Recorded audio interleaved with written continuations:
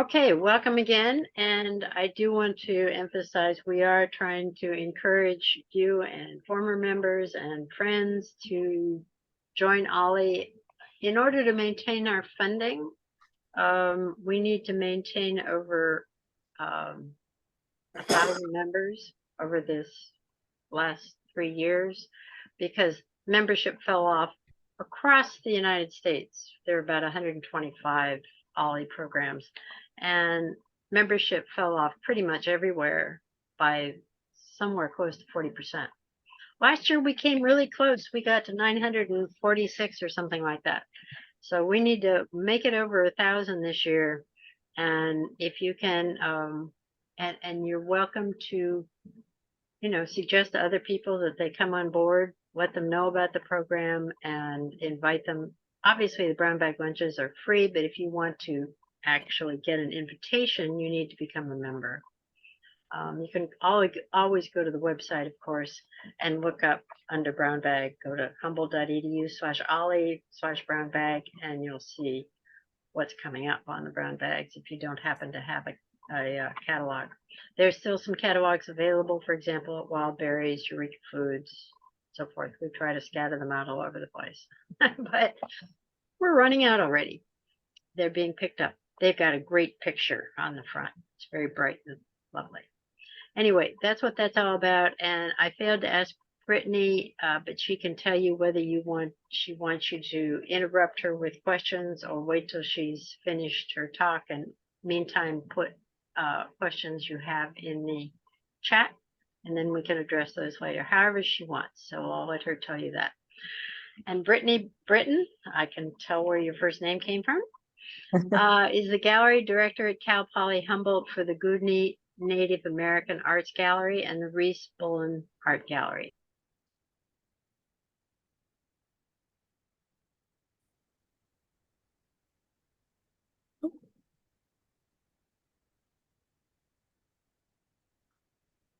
Did Jane disappear for everybody else? She froze up. Oh no. Yep, she's gone. Okay. Hey Marina, is there Hi. anything that Jane needed to say? So pretty much Jane goes and announces whether or not we will be taking questions, how we'll be doing that, and how you want any comments like during the presentation, if you want to allow them to interrupt or take that time, that is up to you. Yeah, folks can interrupt for sure. So I'll be doing a quick PowerPoint, and then I'll be doing a tour around the gallery, like first person. So folks can drop in comments, questions. No, go slower. Oh God, I have vertigo. Please stop. I want to see that closer. And then you could also direct comments in the chat. I won't be able to see the chat when I'm doing the first person kind of thing. So either Jane or Marina, if you could shout those out to me, that would be great. Yes, of course. Sweet. Is it cool if I take over? Yes, please go for it. Fantastic. All yours. Yeah. Hey folks, welcome on this rainy day. I'm going to take you through a quick tour of our current exhibition here at the Reese Bullen Gallery, and then a little bit about what's going on this semester here on campus, as well as a little bit more information about our exhibitions. So I'm going to share my screen, and then, oh, of course this is in my way. I had this all like ready. Okay. Fantastic. So we have 2 galleries here on campus that are, sorry, I'm trying to move my Zoom thing around. It's all being strange. So we have 2 galleries here on campus. I'm the gallery director for both. I'm Brittany Britton. I came on in June of 2020 as full-time director, as a staff member, and it's been a wild ride. It's been great. I'm actually a Humboldt State University alumni. I came through the arts department. I came through the Museum Gallery Practices certificate program back when Michelle McCall-Wallace was still director. I feel like we traded places because when she moved up to Oregon, I moved down from Oregon back home here to Hoopa and then to the coastal Humboldt region. But the gallery that I'll be showing you around today is the Reese Bullen Gallery. We're located in Art B 101. We're located in the main art building at the intersection of B Street and Laurel Drive, across from the Van Duzer Theater, just for orienting you here on campus. Parking's really hard when you're visiting campus. The better days definitely would be either Fridays or Saturdays during our open hours, during our exhibitions. There is a closer kind of parking around the art building and Jenkins Hall area that's open and available to the public. This image down here is from a exhibition back in, I believe, 2017 by Jesse Valla. That was a really fun time. So our spaces change every time we have a new exhibition, and our exhibitions are actually installed by students as a part of our Museum and Gallery Practices certificate program. So our students handle the artwork, work with the artists when possible, and hang the shows. So these two spaces are our learning labs. The second gallery is our Goudi'ni Native American Arts Gallery. It's located on the ground floor of the Humboldt Behavioral and Social Sciences building at the corner of 17th and Union Street. Parking there is a little bit easier because you could park on the street or walk up the hill if that's available to you. Otherwise, there is also a lot next to the Native American Forum that has, I believe, like 6 spots, which is pretty fantastic. The Reese Bullen Gallery shows 2 exhibitions a semester, while the Goudi'ni Gallery shows 1 exhibition semester. It's pretty much triple the space of the Reese Bullen floor print, which is kind of fantastic. And it focuses primarily on Native American art locally here in our region to nationally and internationally known artists.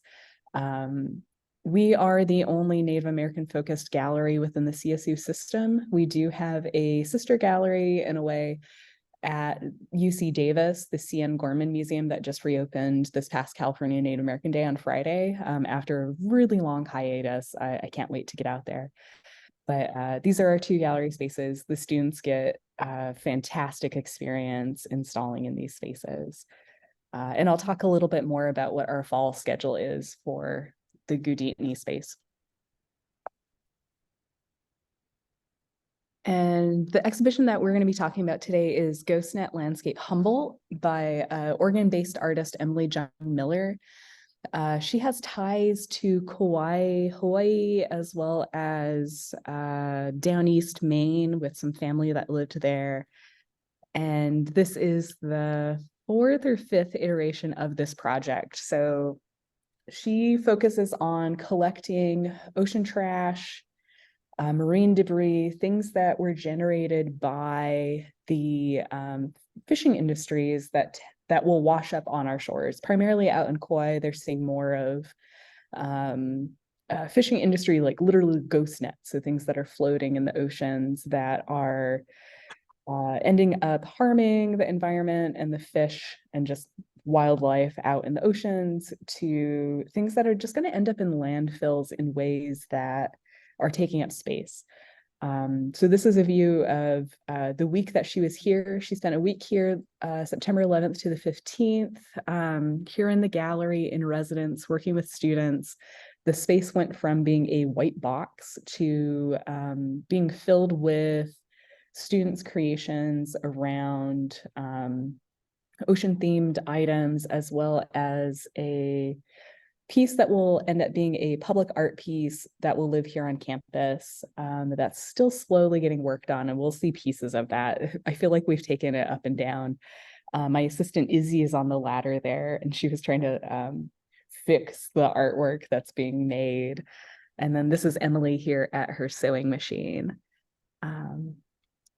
And I have a quick video of Emily talking about her work, which is fantastic.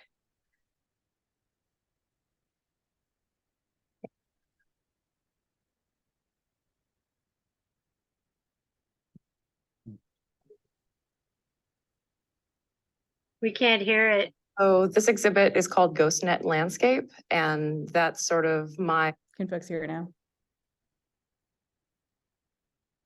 experience of how the project started. So GhostNet is fishing net and rope that was lost at sea, and it is a landscape because there's so much of it out there that it really became an environment In 2018, I went back home to Kauai and I saw how much Surfrider Kauai is collecting off the beaches.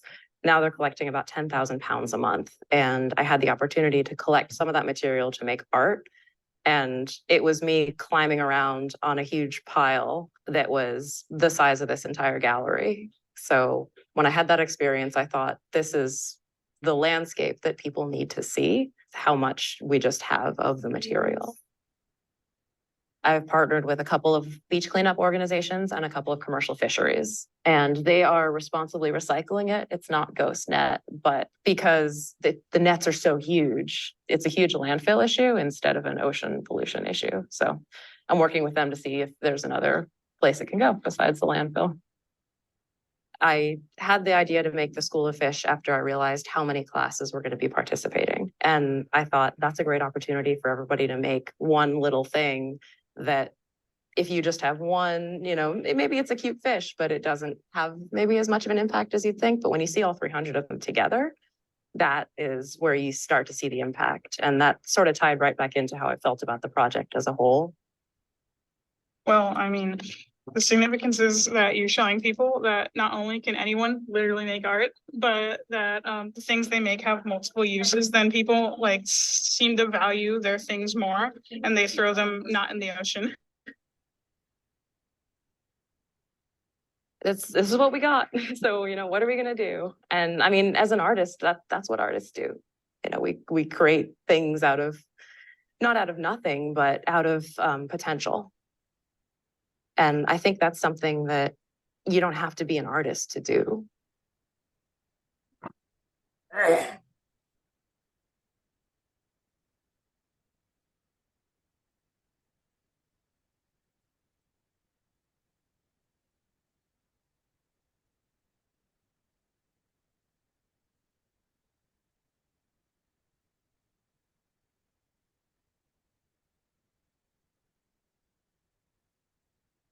Yeah, so there's more information available on Emily's website, and she works on this this project at different spaces wherever it ends up touring to. So part of the project was here at Humboldt, we participate in some beach cleanups through Coastal Cleanup Month. Actually, this month is still Coastal Cleanup Month.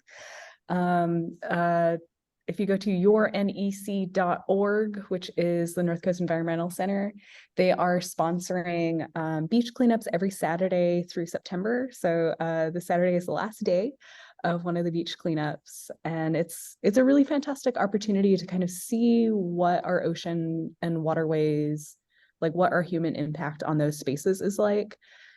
So I got to participate in a cleanup at Crab Park down in Lolita, Ferndale kind of area.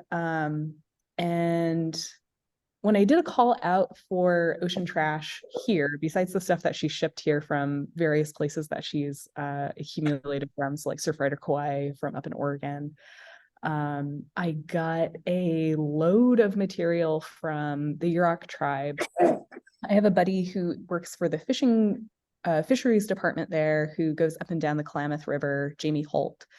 And she was just like, I got a bunch of stuff that I'm constantly pulling out of the river, like gill nets, pieces of boats, just irresponsibly trashed fishing line, things like that.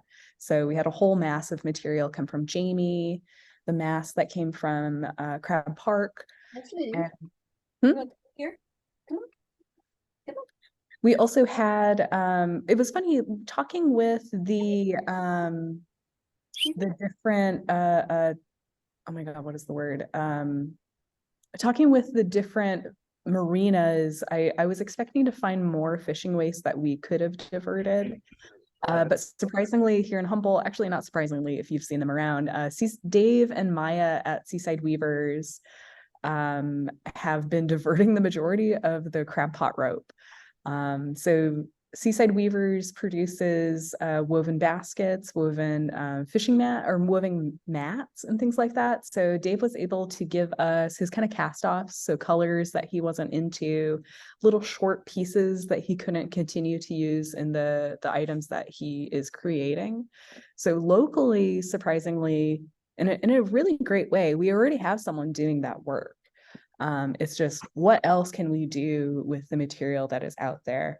I also got a giant bucket of rusty nails that were taken from the cleanups that Humboldt Distillery sponsored, because people are burning pallets on the beaches. So Emily was really stoked to see the different materials and different colors of the ocean trash that we're generating here in Humboldt.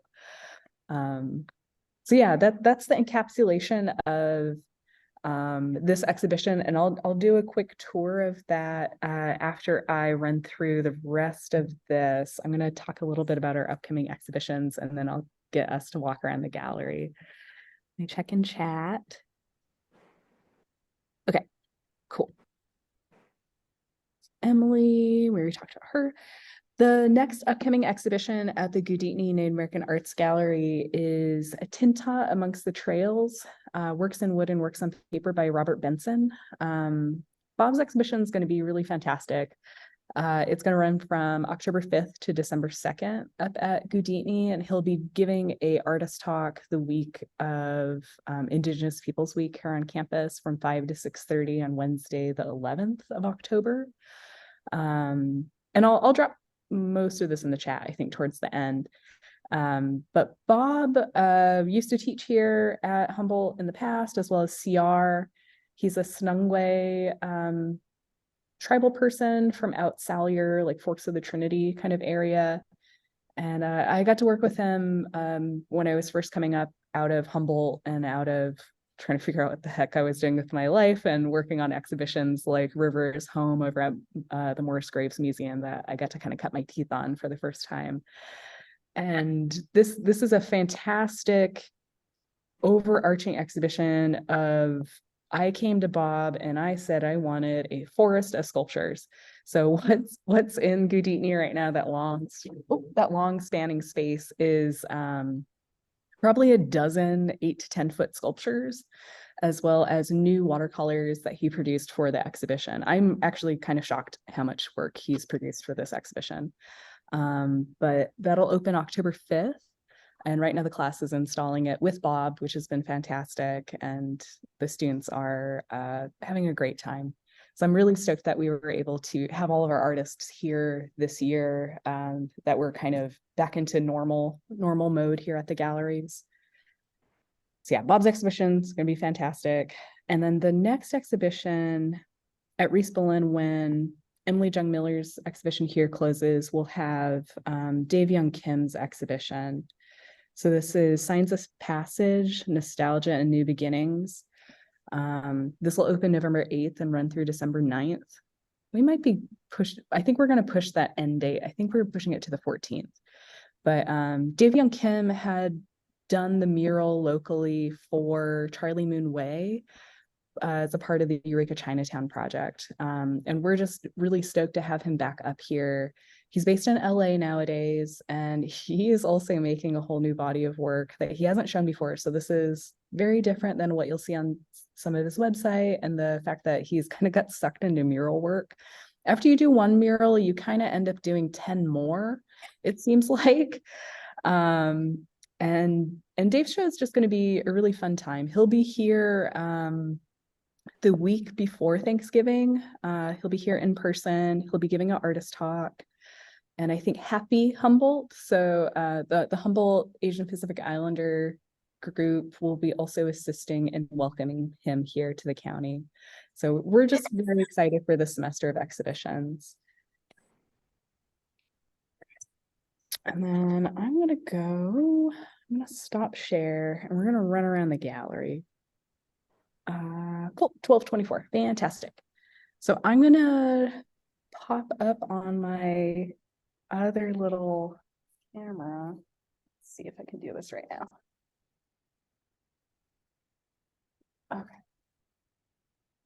Okay, so I'm going to be running around with my phone in the gallery, and I think it's going to work.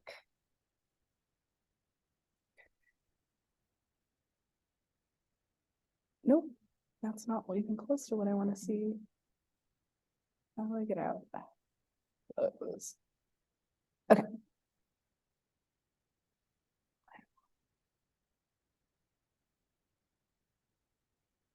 Oh, come on. Why won't it fix itself? There we go. Okay, cool.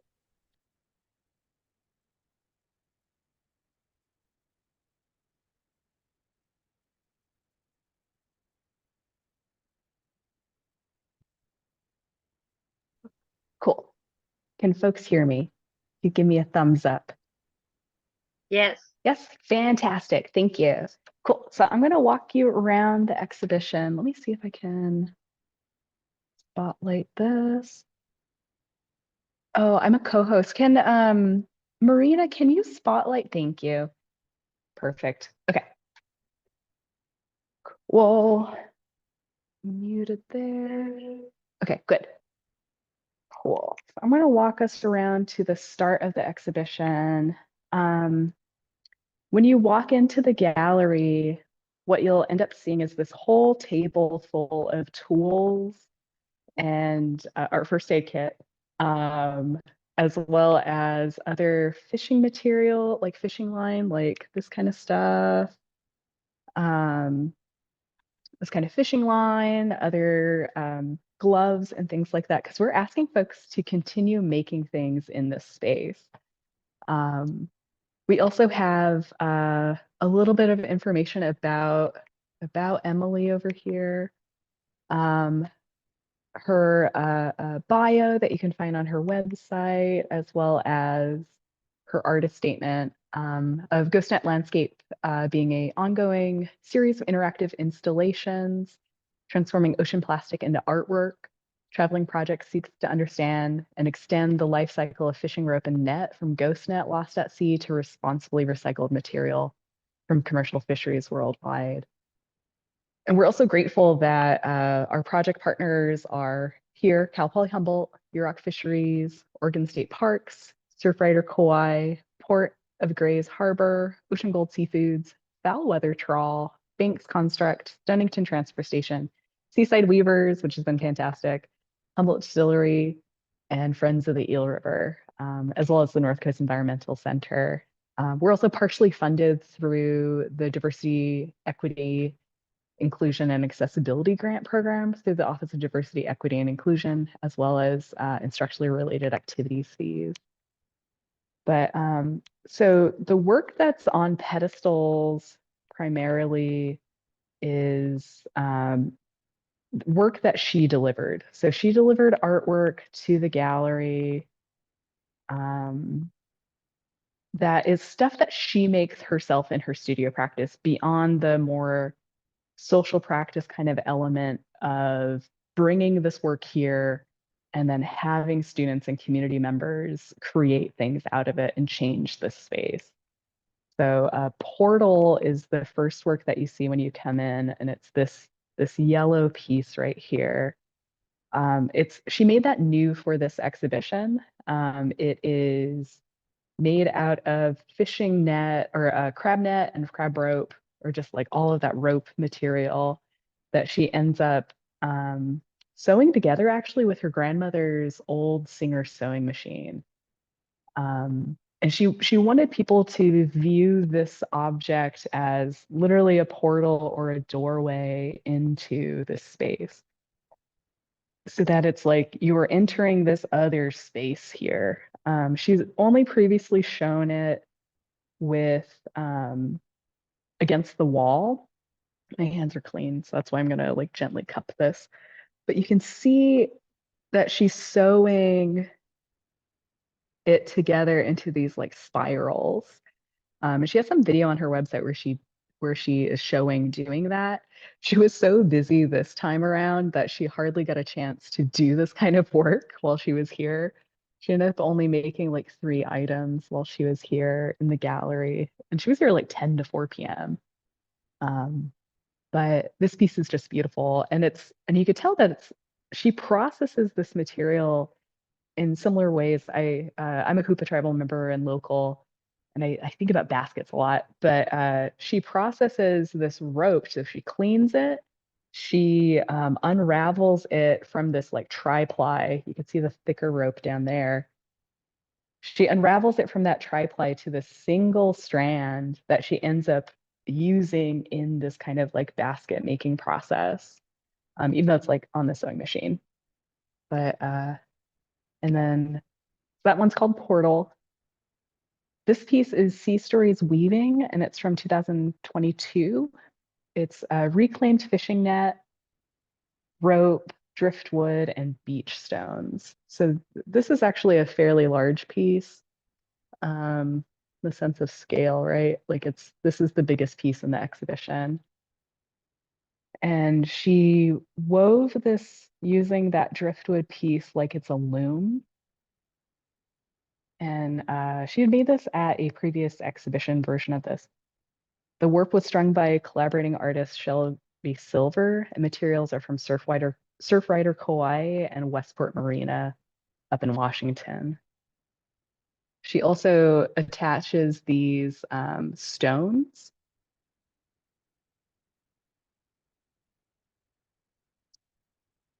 And had like some remnants of this netting here.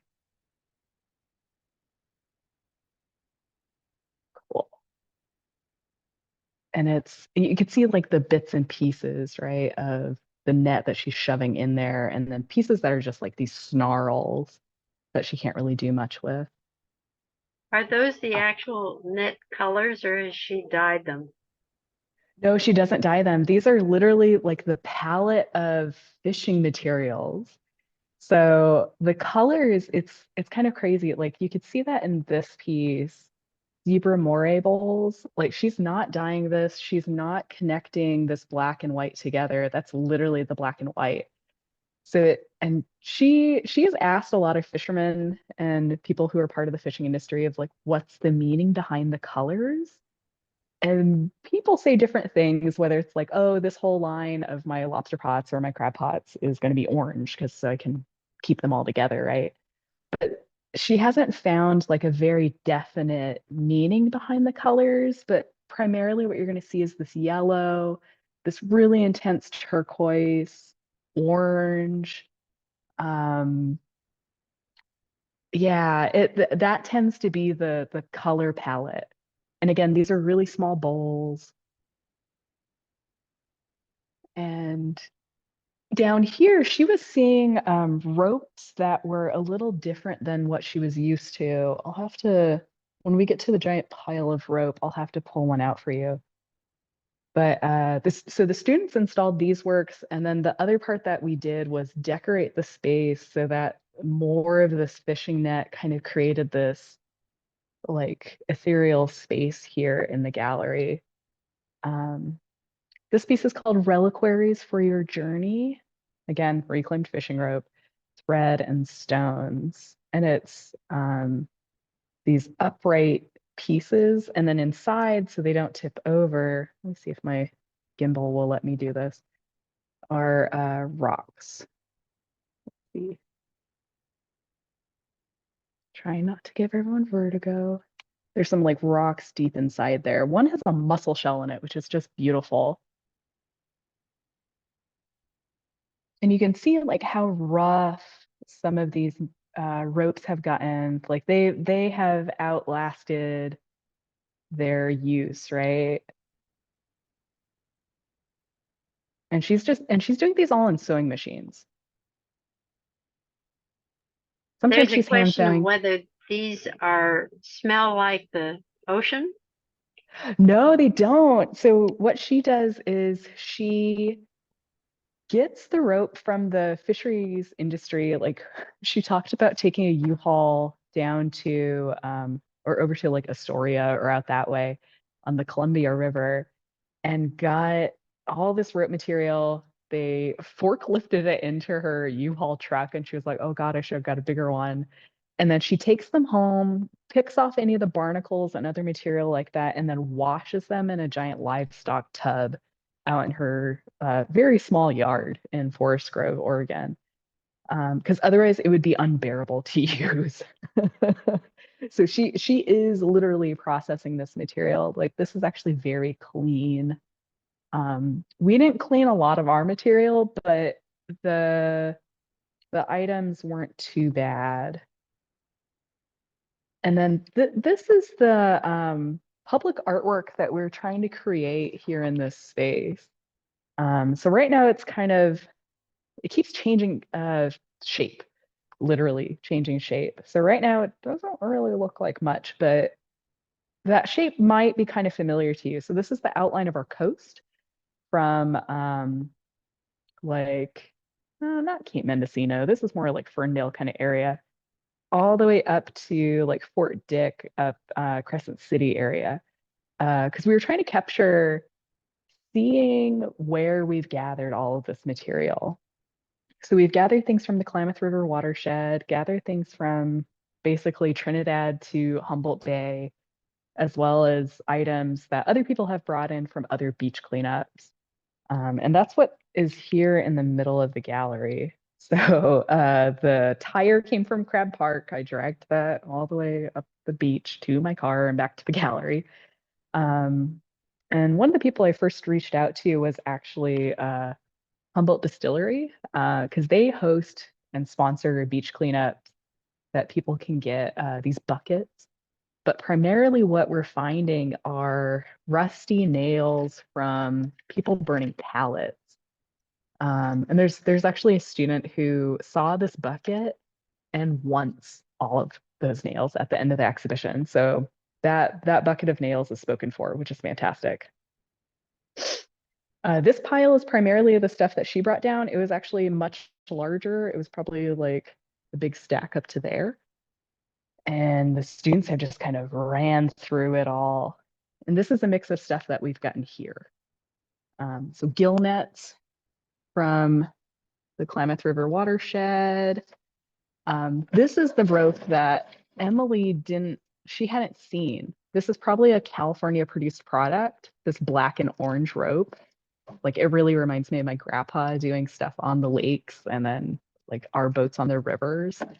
But she was surprised by that color. Pieces of pallet. And the other thing that we have running in the gallery is a series of videos that she's captioned. This is the video that we had watched, but there's also another set of videos that are also available on our website, actually, that are a set of puppetry short films that she had made with another iteration of this project, making these like stop motion puppet things about the ocean. It was just really fantastic. And that's one of the puppets in the corner right there. But we're going to glance at these guys and then we'll move into the back. This is Triple Neck Colony. So this is probably about 26, it's like 2.5 feet tall, 3 feet tall. Again, it has really large stones on the bottom of it so that it doesn't tip over. And she's getting this kind of gradient of color just from the yellow ropes to the yellow ropes that have a little bit of orange and white in them, to the white and orange, to just the orange ropes. And it's just gorgeous that she's able to do this with just fishing ropes. This is Reflections Basket. And she has, she's just really on it about her whole brand and everything. So this, you can see the start of the basket on the inside, this like swirl. And then she's attached these stones that she's gotten from the beach as well. This is Sea Chain Basket, and I'm gonna try to zoom in. Let me see if I can get this. So she also has these really gorgeous branded tags that talk about her brand, so her name, and this says it's 100% reclaimed fishing rope. And it talks about her whole process. But yeah, this is a Sea Chain Basket. The students arranged these on the pedestals. Trying to go slow. And these are available on her website if anybody's interested in purchasing these too. We don't take a commission here at the gallery.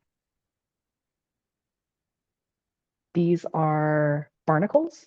These are from 2020. So it's a set of just very small little guys.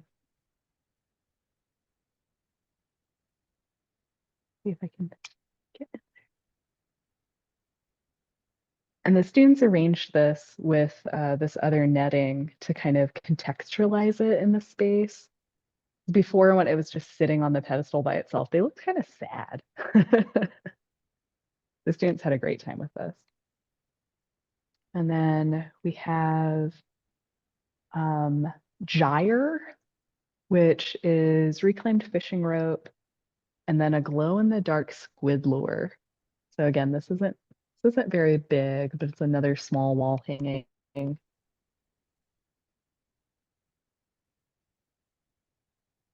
And then below that is Mega Basket, which is a fairly large basket. It's slowly slumped over time because this crab pot rope is fairly soft. When she first made it, she had said that it was very stiff, but then she'll ship them just rolled up. So she'll just literally roll that together. The only thing that's really keeping it upright and open is this steel metal rib that's in the base. And again, she also was like, oh yeah, the thing that's going to make it slump are these stones that I decided to put on here. Great. The other thing she wanted in our space was a map of our area. So this is a map of our region showing where some of the materials that we've collected for the exhibition are. This is actually courtesy of Special Collections. Thank you, Carly Marino. And we have this in our space, and we're going to add to it as trash comes in. We have some buoys that came from around the Lake Earl area. We have it's all from Klamath. All the stuff that we got from the Klamath, the Yurok tribes fisheries. Definitely any of the material that came from Seaside Weavers came from Trinidad, and then also from Humboldt Bay. And then here's Crab Park, which is at the mouth of the Eel River, which was just a beautiful experience. I also know that Jamie was collecting some stuff along the Trinity because her house used to be out that way. But it was nice for her because this was her first trip to Humboldt. So she wants to connect to our region when she's here with these kind of places. So like her visits here are not done. Like she's going to keep coming back. And we have a small workspace for people to be able to come in and work on items.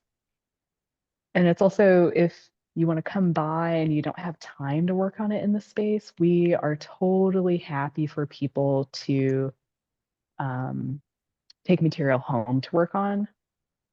And if you end up wanting to keep your item, you can do that. We just ask that you give us time of the exhibition and bring it back to us. Or let us keep it for the run of the exhibition through October 14th, and then we will give it back to you. This is one of the last pieces that she has in the exhibition. It's called Polypods, and it's kind of hard to see, but it's this void with these like pod pieces in here. Oh yeah, I'll drop that in the chat, but we're open. Sometimes I can see chat pop-ups. That's why I'm addressing this. We are open Wednesday through Saturday. So Wednesday and Thursdays, 12 to 6. Friday, 11 to 5, and Saturday, 11 to 2. And I'll drop that in the chat as well.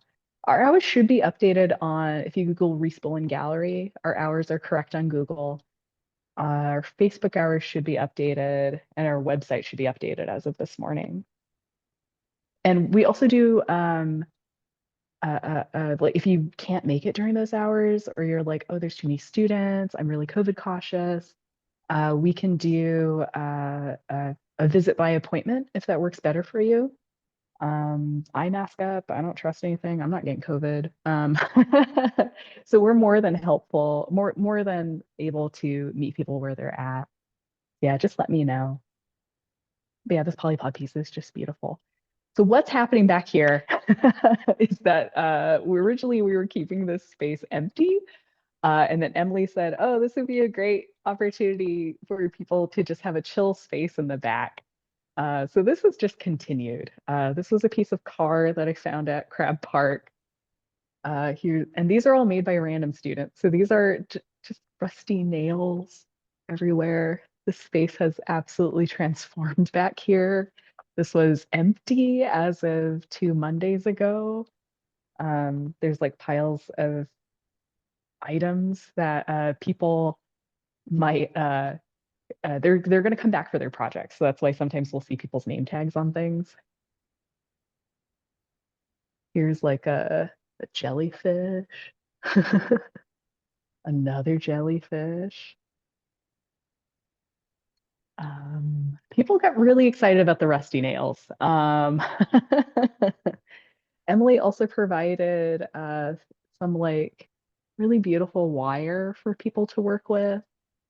It also seems like people were the most excited about the buoys. We had a whole thing of buoys that people kind of took on. More jellyfish.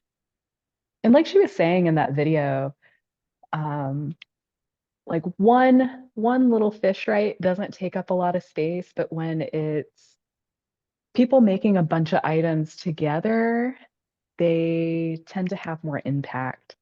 And this is the part that she was the most excited for. I think this person's going to come back. Someone made a hanging basket.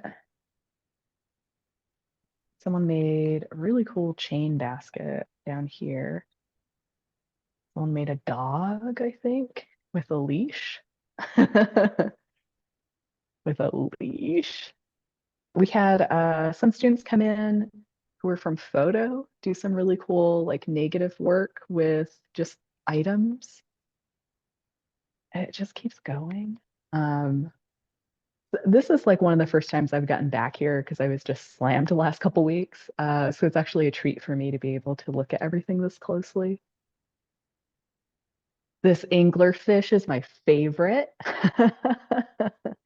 And most of our students, they're attaching things by hot glue, it feels like. Again, more plastic. Some stuff's just literally getting nailed to the wall. Just really pretty, beautiful things out of just like trash. Again, people loved the rusty nails. I think I found a White Claw can at Crab Park. Burnt palette remnants with a weaving. Yeah, the students and community members, they have absolutely transformed this space. So yeah, and this is going to keep changing over the run of the exhibition. That was someone's favorite buoy. It is the prettiest color. Like the color palette of the fishing industry is fascinating. I feel like there should be a 99% invisible podcast about this, podcast episode. But who decides the colors? We had somebody who was really into making like dream catcher kind of situations. I think they're coming back with a second, even larger one, because this is about hand size. The person in photo did more items. Oh, this is a seal that somebody had made. One made a hand holding a fishing net. Oh, nope, whoop, whoop, sorry. My thing is dying. Okay.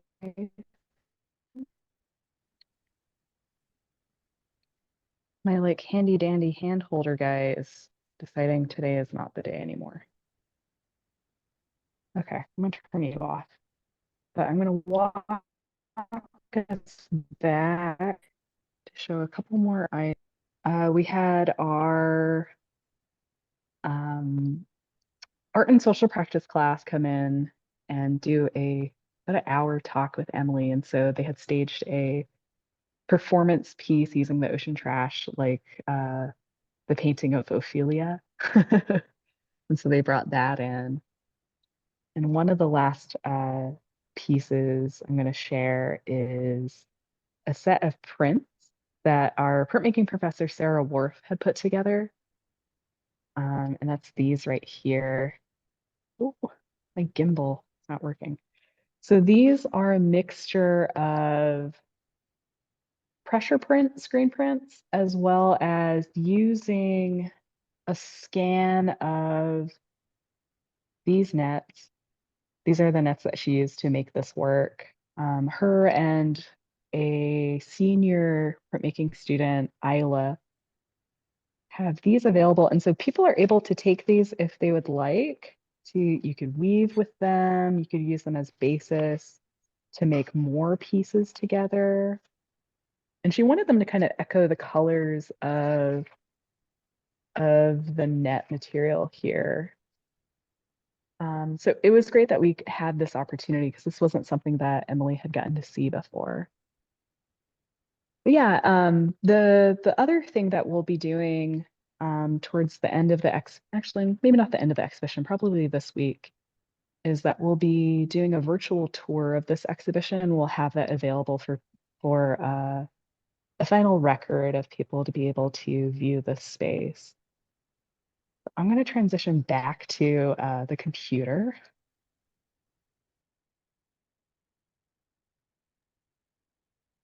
There was a comment, a couple comments that generally the color of the netting is to make it invisible in the water, so it's often done with the color of the water.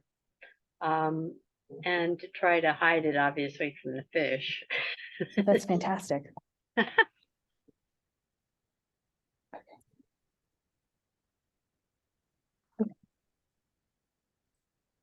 I'm back. Okay.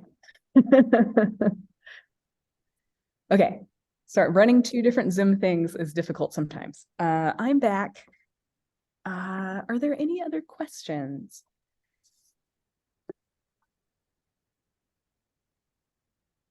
You said that if you wanted to be if people were interested in buying it, they could do what? If Oh, they yeah. wanted a piece? People could go to, let me pull up her website. Emily John Miller's website. Okay, I gotta type in art.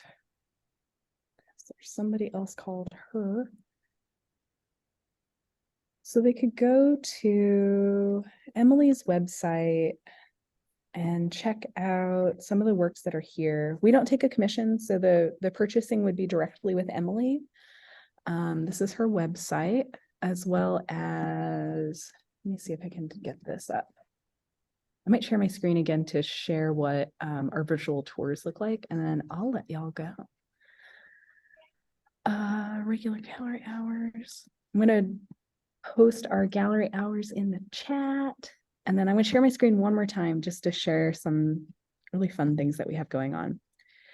So this is our, so we're gonna continue this through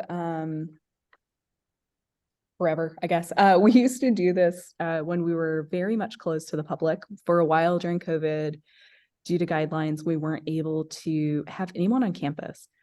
So we're going to continue to do these virtual tours where people can walk through the gallery spaces. And these are all available on our website.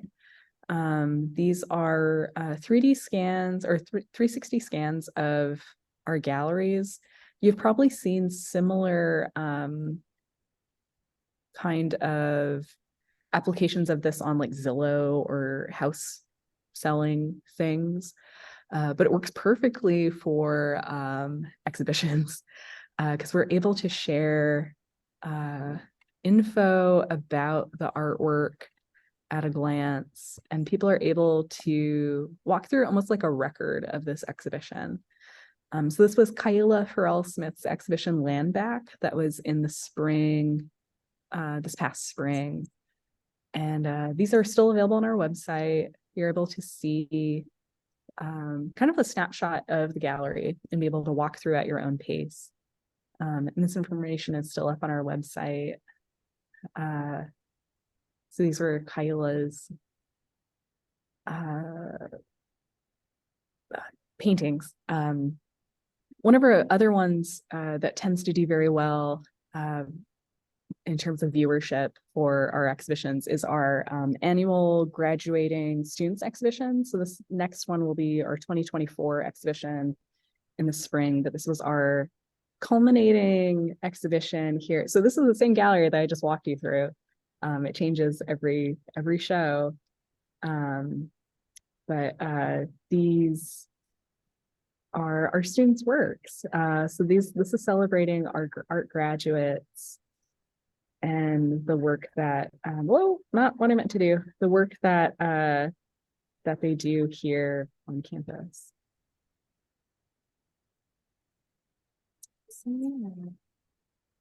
So we're also really grateful that we can share these exhibitions with our graduates, friends, and families, especially if they can't make it up to Humboldt. Sometimes that's a tall order. So it's been great for people to be able to share this with their families. And then I'm going to drop this into the chat. So this is our calendar of exhibitions this semester. Oh, and I'm dropping the open hours again. And then at the bottom, so this is a shameless ask. Again, if you feel compelled to help out with scholarships here in the art department, there's a link to our giving page. We've had to cut some awards for student graduating students exhibitions in the last few years. So it's been high time for us to start fundraising for things. But we're very grateful that we're able to share all these exhibitions with folks. And I'm really stoked that you all were here with me today to be able to kind of walk through our gallery together. Could you please post the hours for the Bob Benton talk? Oh yeah, Bob Benson's talk. Okay, Tinta amongst the trails. Tinta. Yeah. Thank you. Yeah. We'll also be recording that. We did record Emily's talk as well. I just need to do some editing. Artist talk, Wednesday, October 11th, 5 p.m. to 6:30 p.m. at Goudi'ni Gallery. Yeah. And then I'll be updating our social media on our website today. That's my rainy day task today. Well, you may have several more rainy days, so you're gonna have a little more time. I'm very excited about it. Thank you so much. Are there any other questions anybody has or comments? Yeah, this was great. I didn't even know this existed. Yeah. So I'm delighted. I've been up to the student exhibition once and walked through by accident. I was up there for something else. Yeah, our student exhibition, we still have our student access gallery that's located in the art building here. We just have one left nowadays. Two of the other ones were kind of taken under other spaces, but they should have an exhibition opening beginning of October. And that's student run, student led, and it's all students. It's really fantastic that they get to do that for each other. Yeah. That's very helpful, Brittany. Thank you so much for doing this. And I want to let everybody know that next week we're going to have Andrea Tuttle talking about What the Heck Are the Snares? A natural history trip to the sub-Antarctic below New Zealand. And you'll get to enjoy exploring a travelogue to remote islands between New Zealand and Antarctica, presenting the natural history of many endemic birds and mammals found there, as well as the recovery efforts to restore the ecosystem following the impact of the early sealers, which was major, of course. So we'll look forward to seeing you again next week and hope to see you often. We love having you here. We're so glad to be able to present these, and it's a result of people's contributions to Friends of OLLI. So we also invite you to do that. So thank you ever so much. We'll look forward to seeing you next week. Enjoy all this wet weather. It's a preview of the upcoming season, I suspect. About a month early or so. This is the earliest atmospheric river I've ever experienced, but I've only been here 15 years, so you never know. We're going to have more of them. So thanks ever so much, everybody. Thank We'll you. see you next week, I hope. Take care. And thank you, Brittany. That was great. Of course. Thanks.